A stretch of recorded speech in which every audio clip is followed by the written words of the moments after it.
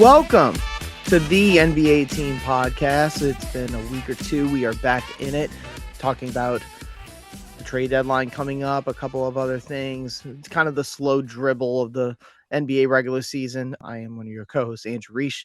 I'm joined by Adam Murray. Adam, is reality setting in for the NBA season right now with not just the teams, but for these kind of these long tooth fans that are like, man, I'm not making a lot of money on DFS. Everything's breaking bad. And, you know, not a lot of great performances, a lot of guys sitting out because they know they might get traded.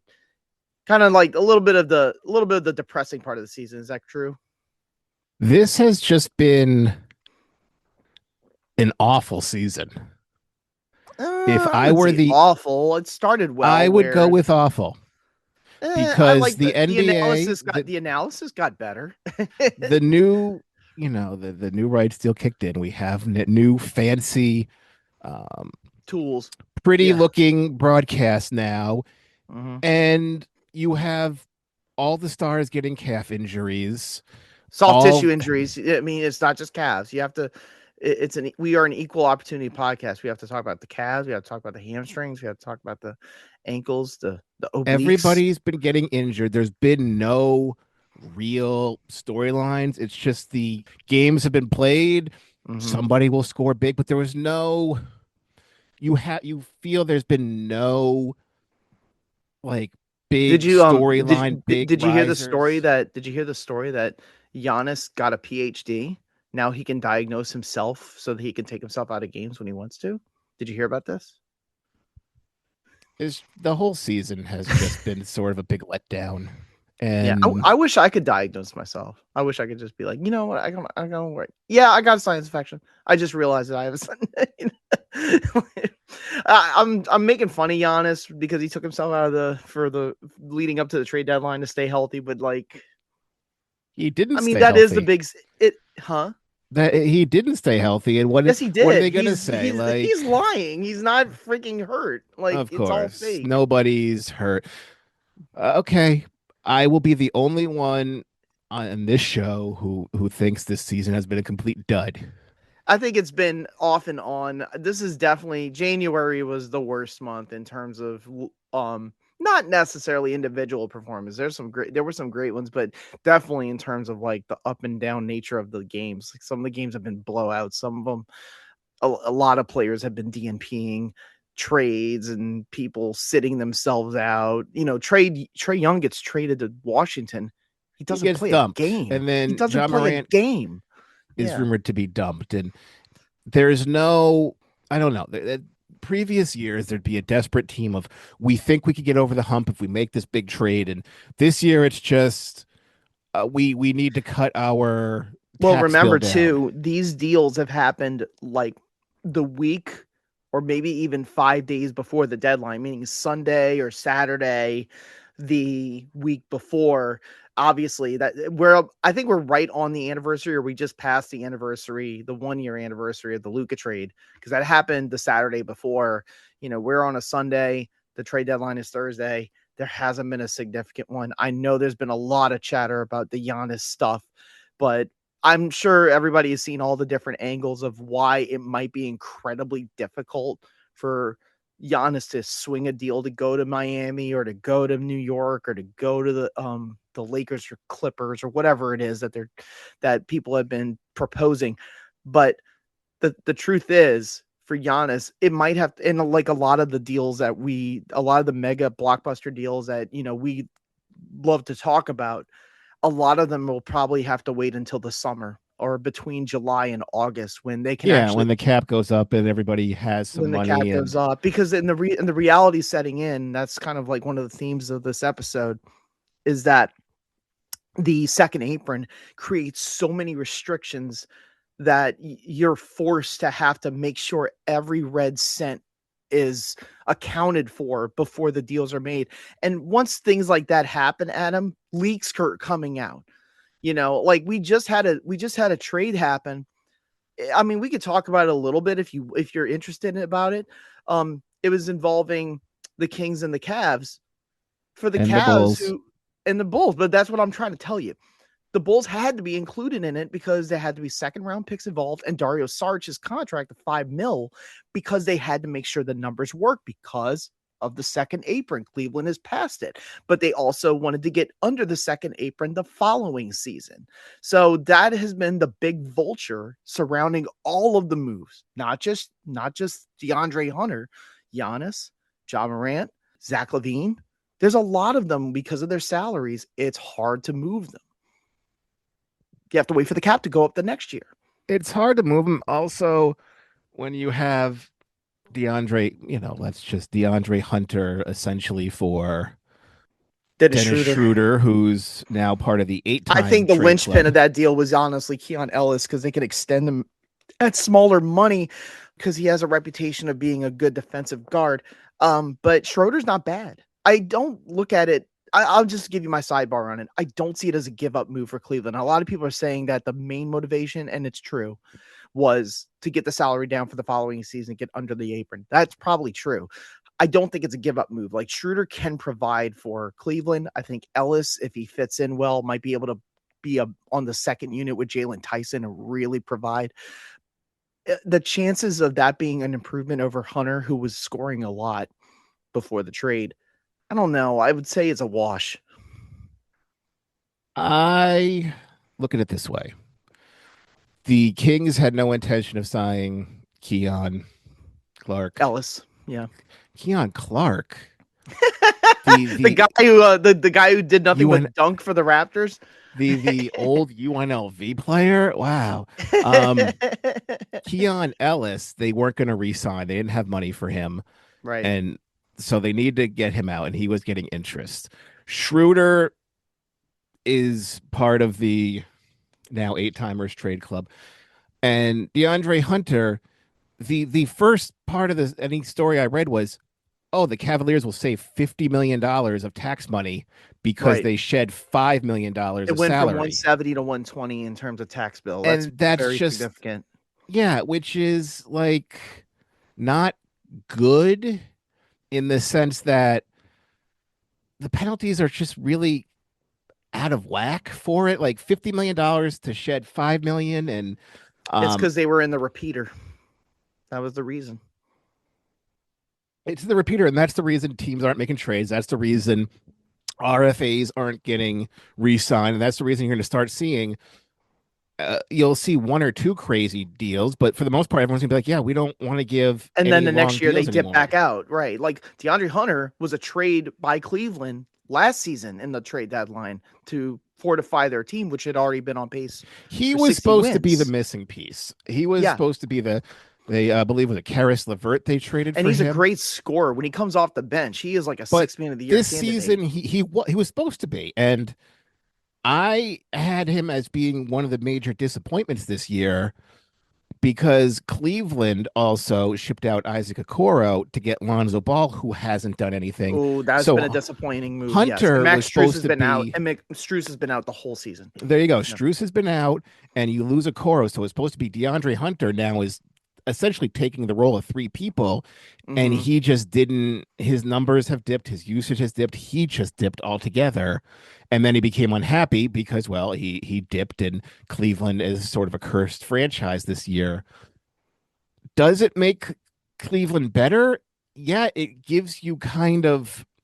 I mean, well, yes, you lose. It frees Hunter, up their second unit for Tyson, for the incoming Ellis, a backup point guard in Schroeder, because Garland is still playing well, but he's had a lot of injuries involving his toe. So yeah, that's insurance for Garland or Mitchell. You could insert him. Ellis, like you said, and Tyson won't replace Hunter, but they'll fill in. I would wonder if Strus is on the way back, kind of in the same way that Ty Jerome, another white guy who played at Cleveland, he just came back from Memphis. Well, obviously it's because he's a point guard and they're trying to prepare for the fact that they might be trading Ja Morant. You know what I'm saying? So sometimes a lot of these like injury activations, you start to see the writing on the wall, like, oh, this is the guy who's going to take the minutes of this player who's getting dumped. So, yeah, that's that trade. And like you said, writing's on the wall. You have 3 or 4 teams that hold everybody's pick this year. You have multiple teams saying we refuse to spend money because we all want to be in the Giannis sweepstakes. Yeah. And so deals aren't going to get made. And you have a lot of teams are like, well, we know we're fatally flawed, but we don't have any flexibility to make a move, Yeah, like the which, Magic, the Sixers, the Rockets, the Suns, who have been good, and the Clippers, none of them have first round picks. None. Like yeah. they're not going to be able to make moves saying, "Hey, we'll give you a first rounder in this draft class coming up." None of those teams I mentioned can do that. So they're already at a disadvantage in And terms at of when that they move point, through their roster. is it worth risking your like Phoenix was, we don't want to mess up our chemistry to make a minor move for the sake of making a Yeah, minor and you move. already just brought back Jalen Green from injury, and that's been rough. And I'm not saying Jalen Green's a bad player; he's just on a bad fit team. But just swapping my bench guy for your bench guy doesn't It's not going to it's move the needle. no. Yeah, And you have teams who used to have teams, and we're sort of just looking at the Lakers like, well, we know we need defense, but there's nothing we could do about it because we have no money. You have Golden State, who's fatally flawed, and they've tanked Kaminga's value. They're angry because Kaminga has no value because their but coach then Jimmy refused to play Butler him. tears Yeah. his So, ACL. Right and then now, you what have to play Kaminga. we don't want to take on any salary. We don't want to do anything. Okay, cool. So just admit you're gonna Steph Curry only has a finite amount of time left. Just admit we blew this year. That We're is a burning, team that for Giannis sweepstakes, I can see it. It was immediately speculated that they had the best offer in tow. which was But funny I, because I but thought I that's don't like the think it can worst happen. offer. I don't think it can happen this year. Is what I'm saying. It's gonna have to wait before because they might have to buy out Butler's contract. I hate to say that about Butler, but look, man, he's in his late 30s and he's coming off a significant injury. You don't know what you're going to get out of him. You might want to just buy out the second year of his deal. I'm being honest. But no, because it's an expiring. Like it's a player option of 50 You million. okay. Well, we know he's not going to decline it, but would it be better for a team having a $50 million expiring contract, which in this day of double taxes is absolutely huge? Yeah, there's only a Or would couple you that can do it. Brooklyn and um Utah and Washington. Are they going to? And is Butler even going to want to go there? That's the other problem. You know. it doesn't matter, but he doesn't have a no trade clause. So it's And you get there, he'll be malcontent. Okay, cool. You're not part of the future anyways. But let's say Milwaukee didn't panic and they didn't cut Lillard and they just kept his $60 million expiring deal. they didn't sign Turner, And right? let's just say you had Cleveland who lost um let's say Mobley and Garland went out for about the year. Okay, your season is sunk. Let's take that 60 million, duck out of this double tax. And that, now Milwaukee's like, well, we can't do anything with that. That contract's just burnt. We have to replace it with two ways and minimum players and hope it does something. No, that expiring is worth everything now. So they would not buy him out. It's just you have all these teams who are in the middle of the pack, and you usually see a late riser. This year, with the trade deadlining and I thought it was going to be crazy because everyone's going to be desperate. Everyone's just I like think moves are coming. I do. I think Ja Morant's getting moved. I think I really think just to tell you about Sacramento's side of it really quick, just to finish the point of that deal, that smaller deal that happened is that I don't I think for Sacramento it doesn't make them necessarily better, but they were already not going far anyways. I think the giveaway from that is that there will absolutely be another move made. And there's speculation on which one because a lot of people think that there's a fire sale going on in Sacramento. But I would say it's either going to be Zach LaVine or Malik Monk. One of the two is going to get moved because that gives you if you are able to move LaVine after already moving Schroeder's deal, you don't have Russell Westbrook on the books next year, and you can buy out DeMar DeRozan for $10 million and get rid of his deal. You're way under the cap. You still have Sabonis and Murray, and you can just start over. but you're trying So to get rid of Sabonis. This is a bad example we're doing because Sacramento is a dumpster fire who yeah, you don't know what they're gonna do. Yeah, right. dumpsters themselves up. Yeah. They are nothing they could. And then there are Even the with teams that are kind of still hanging around. The Charlotte Hornets are surprisingly had a very good month of January. So maybe they're buyers, short-term buyers, you know. Maybe the Thunder will do one more move because I wouldn't say struggle in January. They had a winning record, but that was their worst month for sure. well, they're back to normal. You have the completely injured Denver Nuggets still being, which everyone is now like, Jokic just came back. the Yeah. fact that you've had everybody on that team injured and you have people like Peyton Watson and even is the return of Zeke If you're Naji from Mike Malone, you look really bad right now. That's all I'm gonna say. Because he was not a believer in Peyton Watson and Spencer Jones, and they're playing. well, that was the issue of we need to have cheap talent, and you have the coach saying I don't want to play young people, which is again we circle back to Milwaukee. The Doc Rivers issue is he never played young people ever, and this is what we have. And you have Steve Kerr, who's also had that problem as The Kaminga thing and about Moody. Doc, and I got to give him some grace, is that he doesn't play young cores until he's forced to. And then when he does play the younger players, like he did this in LA before they got Kawhi Leonard, they had a very young core. He actually knows how to coach them up and really do a good job with a crew like that. But you have to force his hand. You have to look, you But don't that's have not Giannis anymore. development. You have this guy.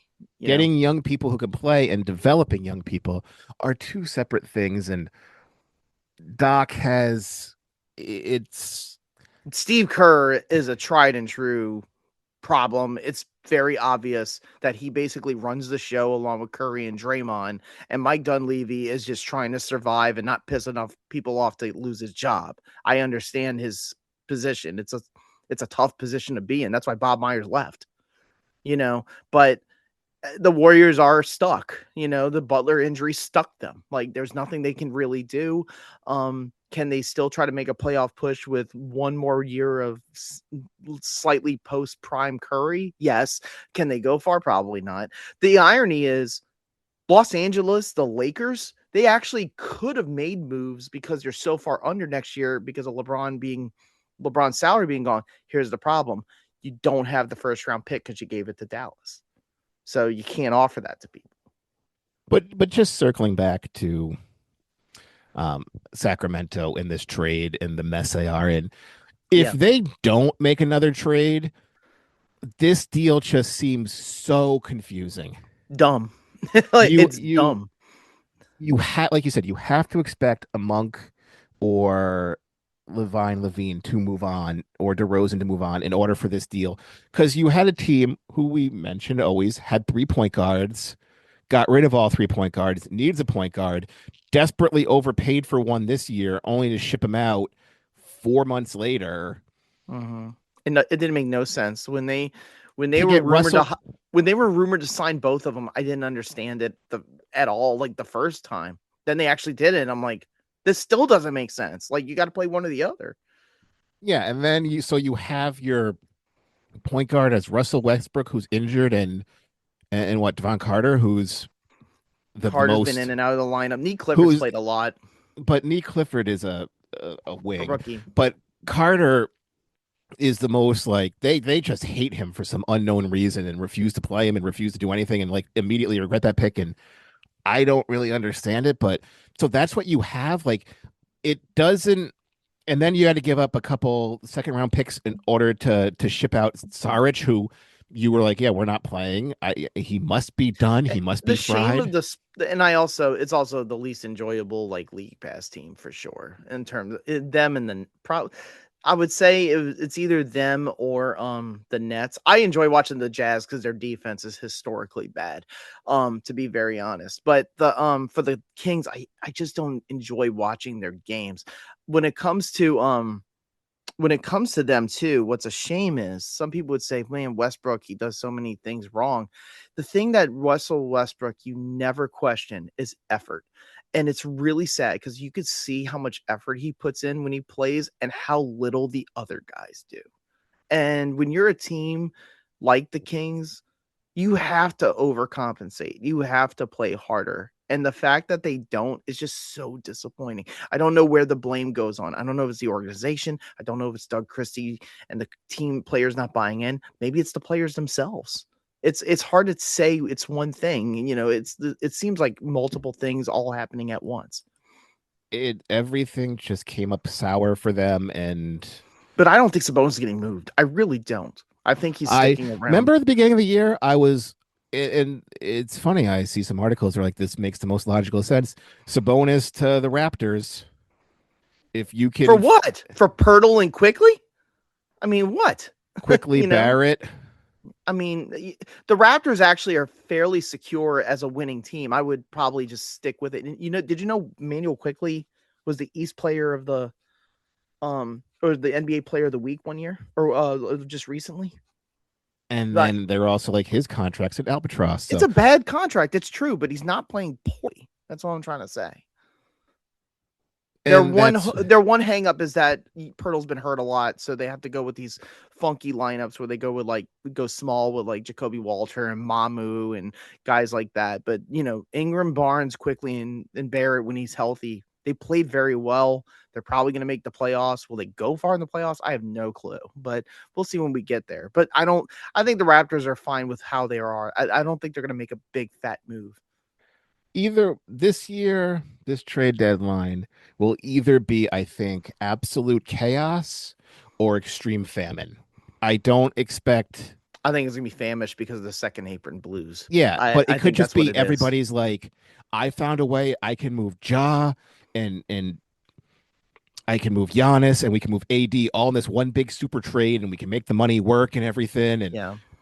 It'll, like I said, because we don't. The fact that was another thing I didn't bring up is that Anthony Davis hurt his hand very conveniently, where like all of a sudden, though, is a team going to want to bite on Davis? Like we heard those rumors about Detroit, that Detroit was sniffing around at whether to acquire Anthony Davis or Tobias Harris and a couple guys. But if he's hurt, why trade for him? You're a playoff team trying to win. Shut him down for the year. Yeah, that's what. Remember when Toronto traded for Brandon Ingram? They're like, they didn't play him a bit. Yeah, we're gonna, and then we can assume maybe Washington. I think we floated this idea. Maybe Washington makes a move.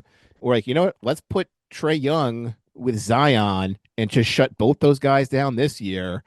And then let's start next year. When the deal happened, I think one of my counterpoints, and I actually do believe it. I didn't just do it for posture. I really do believe this. That I do think the league is going to step in and say you can't just shut down our star players.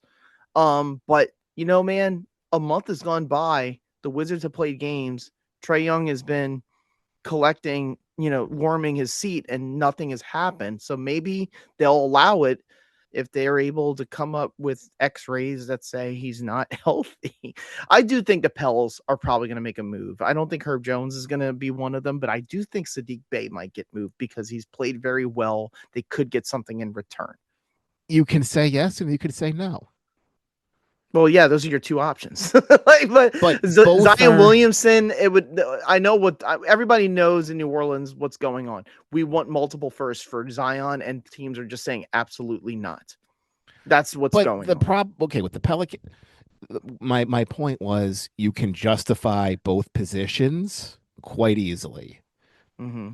Well, they should ship out Herb Jones. They should ship out Trey Murphy. They should ship out a lot of people. And you're holding like your whole team like they're all untouchable, and you can't have a team that has 7 untouchable players. Yeah. Well, the one they're offering first is DeJounte Murray. He's coming off of his Achilles. Yeah, he's really still injured. He doesn't. Then nobody wants him. He has zero value, and that requires attaching stuff. But, and then all the other people are like, well, can you give me Fears or Queen? No. All you're offering is Alvarado, and that's kind of it. Mm-hmm. Even because he has a small player option at $4 million, and you can extend him to what number you want. Everybody who has value, they're completely untouchable. We're not even taking calls. Like maybe you should. This is we get the fact that Queen, like they're trying to act like they're pillars. Like no. The pillars of your team. Well, here's my opinion. The guys that I would call untouchable are Fears, Queen, and Murphy. the rest of them I would try to That's the move as people you soon as want I to build could. around. But Yes. you're acting like we want to build around the whole team. Your team has like won 20 Your games pillars are in the third. They're going to win 30 games. every year. Your team is terrible. Maybe it's time to change it up. Your coach got fired because the last GM had so many pillars that you refused to trade. And Right. now you're refusing to trade all these pillars. You can't keep running back the same thing. That's Well, why I said it's either your pillars or you're pillaged. Like, and that's what that's they're afraid of, that yes. they're going to get fooled and fleeced like Atlanta did at the draft night, and maybe they just have That's why PTSD. I said a yes and a no. Yes, they should make deals, but you could see no because they have the even remember Utah was like, well, you want Clarkson? Well, we want multiple firsts. You want Kessler? We want four firsts. You want John Collins? We want multiple firsts for him. And they all went away. The same thing with Chicago. Well, all our guys have we need multiple firsts, and then nobody bid on anybody. And now you have like, hey Boston, do you want to give us Simons and a first for Vucevic? Yeah. No. And then that's a good point. The part you just said, where what happens is you have to look at these teams that have the room and have the draft capital going forward, which are ironically the one in a really great spot. And I do expect a move. I just don't know what player they're going to acquire is Detroit. I do think they're going to acquire somebody or something. But the other ones are the Lakers, the Nets, the Jazz, the Wizards, and the Bulls. In terms of like how much having a lot of cap room to do what they want. Will they make moves? Talking about all of them. I mean, I think Detroit will. I think the Lakers are going to make one more move. Okay, so Um, let's just wrap up the trade talk with who do you think that the two teams that are desperate? Well, we could include Golden State, but I think we think over here that they just will ultimately go with Kaminga for Wiggins when if Giannis gets traded somewhere else, or they're just going to be like we're going to hold them on to him.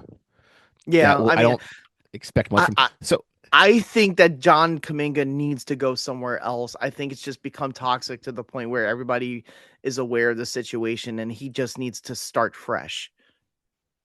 You so know, who do you think the it sucks that Jimmy got hurt. It sucks, but you can't just hold Kaminga hostage just because of that. You're not going to give him his team option. Just let him go. so since you think Detroit and the Lakers are going to make moves because I would Detroit say is smaller ones. Like, I know Detroit wanted Anthony Davis. I don't think it's going to happen. I think they're going to ask one more time, Dallas, and see what they do. I also am starting to speculate that I don't think Kyrie Irving is going to come back from injury this year. I think he's just there's going to no sit the need whole to. year. Yeah, I'm But thinking who do now you he's going to think sit the the whole thing. Lakers and who do you think Detroit will get? I think the Lakers are going to try to look for Zach LaVine. They're going to ask. They asked before. I think they're going to ask one more time. He can make a fit there. In terms of, I wouldn't say coming off the bench for LeBron. That seems weird, but I can see him being in the starting lineup with Doncic just to give him a little, even more offensive pop than they already have. I think Chicago will make another move. I know they're in that stupid playoff play-in purgatory with Miami and Atlanta, and who's the other team that's always stuck in that freaking play-in loop in the East? Atlanta, Miami, Chicago, and who's the fourth one? Orlando. Or like it feels like they're stuck in the play-in forever. I could see Chicago making some kind of move where they like move Trey Jones in exchange for like a wing or something like that. Cool. The What? question was the Lakers in Detroit, and you immediately answered with Chicago. Well, well, because Chicago's got the most room, they could do a lot. Or they could facilitate a three-way with Detroit. Like, what if they just decide, you know what, we can move Ayo Dosunmu to the Pistons for Karis LeVert? Not the worst idea, huh? Okay, I'm just gonna move on. .org. What topic do you have next? Okay. So for the All-Star teams, what did you think of the starters? Isn't there a phrase like you're a hero now, or you can live long enough to become the villain? Yeah, And that's where that's from the Batman movie. Yes. and yeah, that's where LeBron is now as Mm-hmm. his contract's in albatross. You have reports, not though that wasn't true, but everybody knew he wanted to trade for Westbrook. It failed, and he's like, "Well, it's not my problem." And Mhm. they drafted his son as opposed to something. But he's at the, well, we don't think he'll be back in LA. Yeah, of course he's not What did you because take away from the Cleveland homecoming thing where he kind of got emotional before the video package? What did of you think of course he that? should be emotional. He's Like, do you old and think he that's a knows telltale that he might be finishing up at that? But this very well could be the last season. it very well could be. So that's why Cleveland got it out now, just in case. Right, I But understand that. Do you think he's an all-star? That's the question. that's what I was gonna say. You have the fans who are like, yeah, we're over him now. Where it used to be in the day he would get like 10 million votes just because, well, he's LeBron and they all got voted. But now the votes are getting spread around a little bit different. And well, he's not a starter. Well, yeah, because we've had enough of him. We know he's old. We know. I've watched him pretty. I mean, everybody watched the Lakers. They're always on national television. Luka's been incredible. I saw a game. Now the Wizards are terrible, but I saw a game where he had a triple double at halftime. Like he did, and DeAndre Ayton had a game where he didn't like. I think he only missed 2 shots. So their offense is cooking. Defensively, they're still pretty bad. But LeBron, here's how I feel. When they play good teams with balanced defense and offense, he doesn't look great. Like against Cleveland and Phoenix and Denver, when he plays those type of teams, he looks lost. He looks a little worn out. Against really bad teams, LeBron looks great. Like he gets to his spot very quickly in the mid range and he goes to work. Is he an all-star reserve level player? In the West, I would say no. I would probably have him right below the cut line. What do you think? Oh, don't forget, there's a week for somebody to get a calf injury, I and mean, I understand that, but I'm talking about like the very beginning pot, like when you go with the original reserves, which are about 7 guys. I'd probably go with like Harden, Booker, Şengün, Edwards, Avdia, Durant, and that's the last. Then there's the last spot, and you can go with Jamal Murray, you can go with Austin Reeves, who's been injured. You go with Chet Holmgren. There's like a lot of Kawhi Leonard. There's a lot of choices there. You know, he's not a slam dunk. He's not a slam. He can still dunk, but he sometimes he does some impressive highlights still. But I don't think he's a slam dunk to make the All Star team. There's gonna be a push to get him in it. there will, and who knows, but On the East side, I just think it's interesting because you might have a lot of first timers and maybe in some cases only timers. LaMelo Ball, Michael Porter Jr. Unless Ball's made it before and I don't realize it. Anunoby, Giddy, they have all played really well. Ingram for Toronto, like they have all played very well. I would say that they should all get at least a chance. Like, uh, is there a guy that you would make a case for that I didn't mention?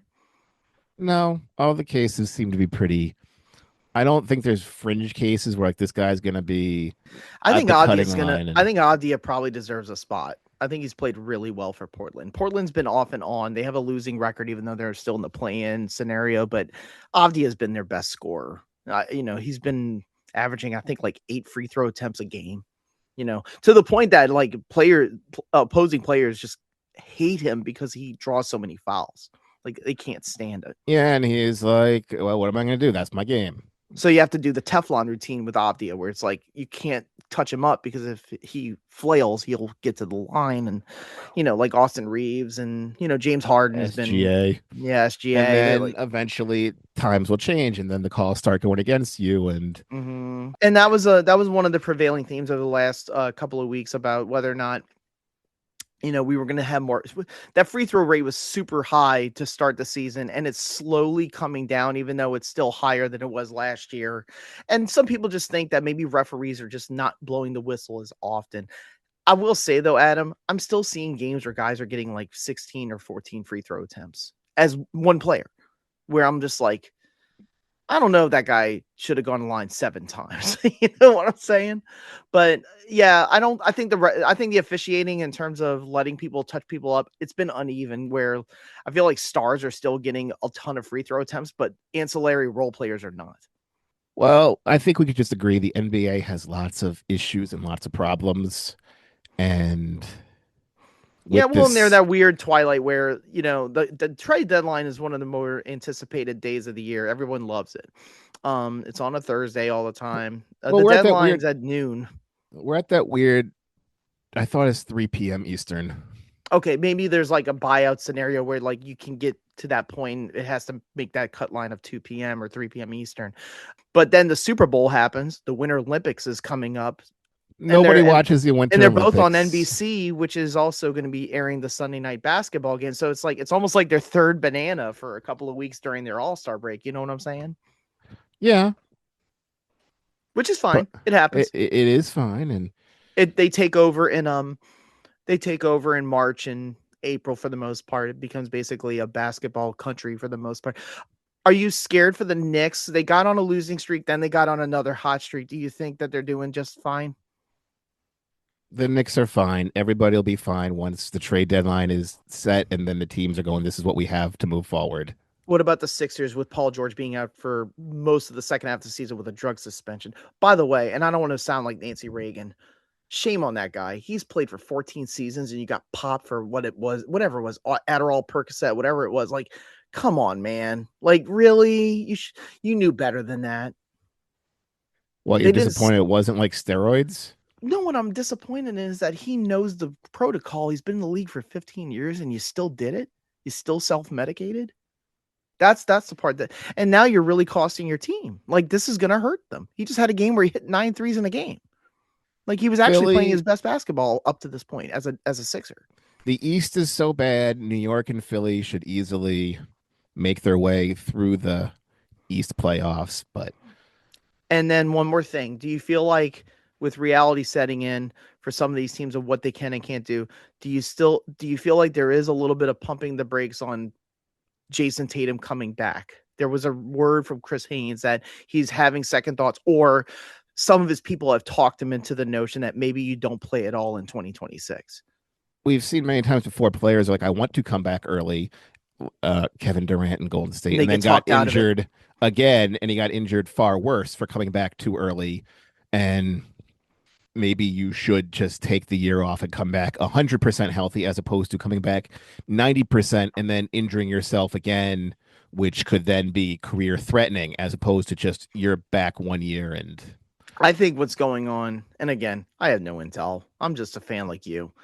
But my feeling is he was ramping up, he was doing well in his recovery, and now he's basically on the pace of a normal average player with that injury, recovering from the injury, and his people are like, you see, you probably won't be ready till May. Don't try to hurry it up. no, And or he was ramping up and something was like, oh, this feels a bit weird. which is normal. Yeah. And maybe Yeah. you shouldn't be ramping up so hard if you Durant had had a a. torn Achilles. He didn't play the whole year in 2020. He came back in 21 and he was elite again. So, it's one of those things where maybe it's a good idea to wait, but it's his choice. If he wants to win, and the Celtics right now are like, they're basically in a dead heat with the Knicks in the regular standings. Like, they go back and forth between second and third in the East. Detroit is still first. But if they can do it without him, with Jaylen Brown at the lead, let Jalen cook. Just let him have the shot, and then next year you come back stronger. And I understand both sides of it. If you bring back Jason Tatum for the 26 playoffs, holy shit. Now you got a team that could probably win the East again. It's a tricky situation. And then, I mean, otherwise, I would say it's been kind of normal in terms of it. I think the officiating and the criticism of the officiating, I'll probably have something about that soon. But I feel like there is, like, we are almost at a point of like a cataclysm between players and referees where something needs to be done. Like, in terms of like the way that the league is the mediator of it, it's not working. Well, we will be back next week with some trade deadline, maybe analysis, maybe what happened. We shall There'll be see. things. There'll be things. I promise. Will they be like super Exciting or impactful? newsworthy? Probably. We'll see. Yeah, But we'll see. But all right. I do think Ja Morant's gone. I think Zion will be asked about a few times. But yeah, is Anthony Davis going to be a Detroit Piston? No, I don't see it. You know who else is gone? Us Who? for now. So for Andrew Riche, I'm Adam Murray. Have a good one. Take care.